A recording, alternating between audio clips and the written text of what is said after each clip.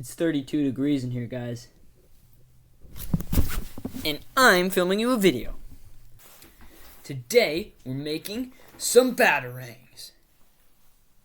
Why? Because I'm Batman.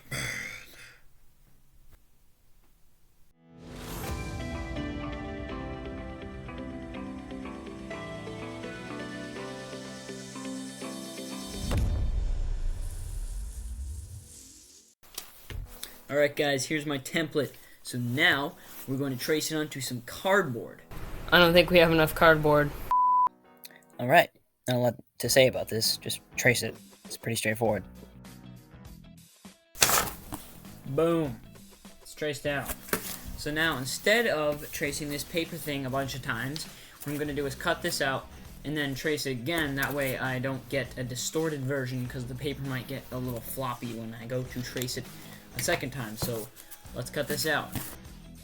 So there's not a lot to say about cutting this out. Just cut it. It's pretty straightforward. I feel like I just said that. That's weird.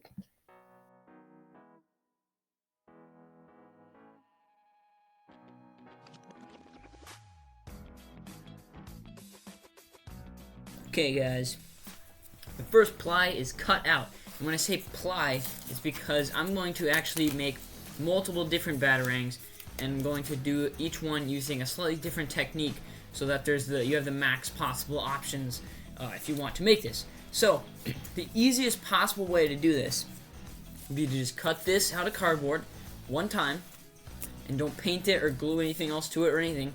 You can literally just take a Sharpie and color it black. If you had to do that, you totally could. It just might not look quite as good up close. So what we're going to do is make a version that is 2 pieces of cardboard thick and glued together with school glue, and then we're going to make an elite version that is 2 pieces of cardboard thick with beveled edges to simulate sharpness, and then hot glued together. So let's get going on that.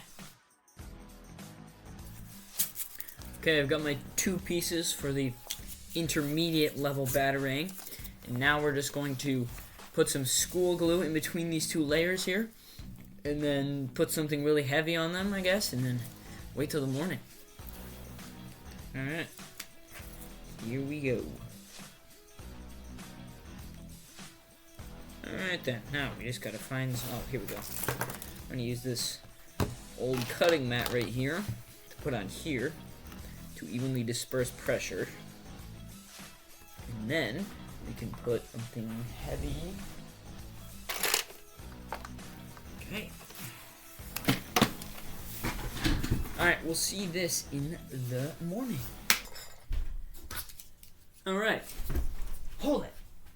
Who the heck are you? I am Spider-Man. No. I am Carter McGuire. You are a lame Spider-Man wannabe.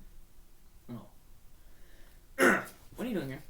Look, dude, it's been 4 days since the last clip you recorded working on this. Well, come on, man. Who cares? You have a real issue with commitment.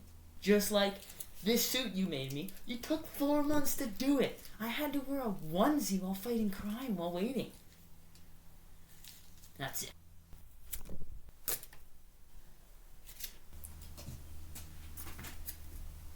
You should have made the better version. Ah. Oh. Jeez, dude. How a web is this? I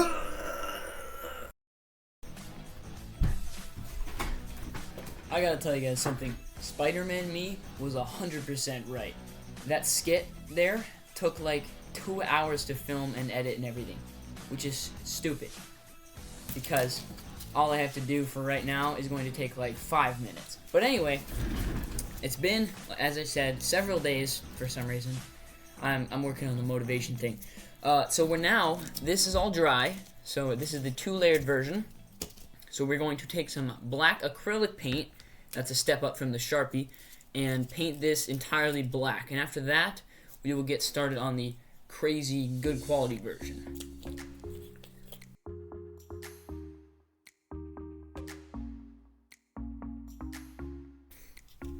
Alright, so while this is drying, the rest of the way, we are going to start the epic version. So let's grab some more cardboard. No.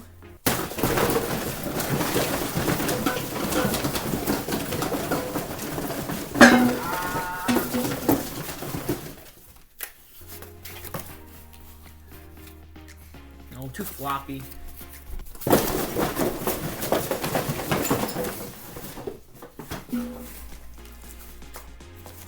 This ought to work pretty well. Let's get going. Okay, got my pieces cut out, and you can maybe tell that there's a little bevel on there. So, yeah, now we're going to use our hot glue and glue this together. Now be careful to make sure that the edges line up and so that you don't burn your fingers off.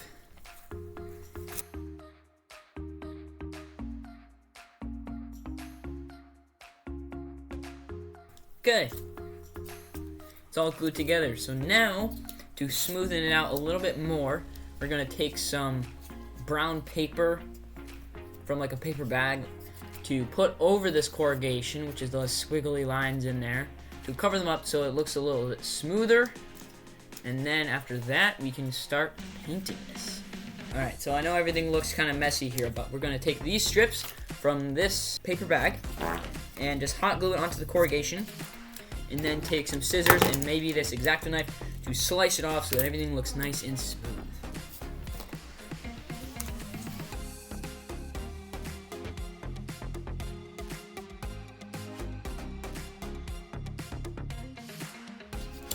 That took over an hour.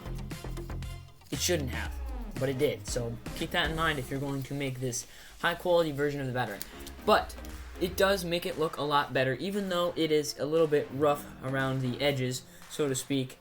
Oh wait, hold on a second. Boom. Alright, I lost bounce. So anyway, so now before we paint this, the last thing that we're going to do is put some school glue around the edge. So because a lot of the cutting done on this cardboard made it kind of like fuzzy, so when the glue absorbs into it, it'll be a little more smooth and easy to paint.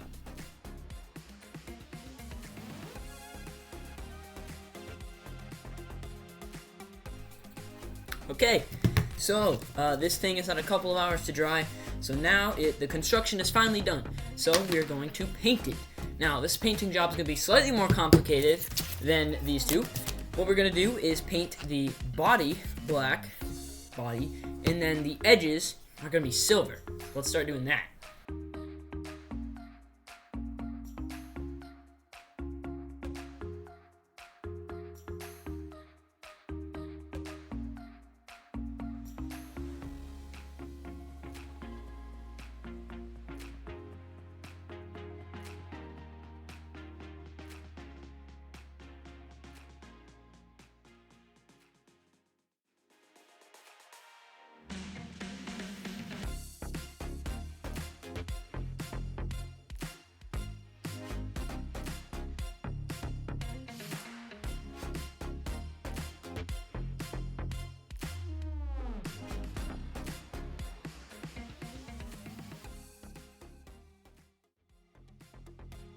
Alright, so that's it. All three Batarangs are done. This was really fun to do despite me procrastinating for so long. And this is a really cool prop, partly because it's easy and can still look really cool, but also because it's super iconic. Like, if a villain comes home to his lair and finds something stolen, and also finds a Batarang stabbed into something, like GG, like, you're not getting that stuff back. So yeah, this is really cool, and it's super easy, so I definitely recommend it for someone beginning to building stuff.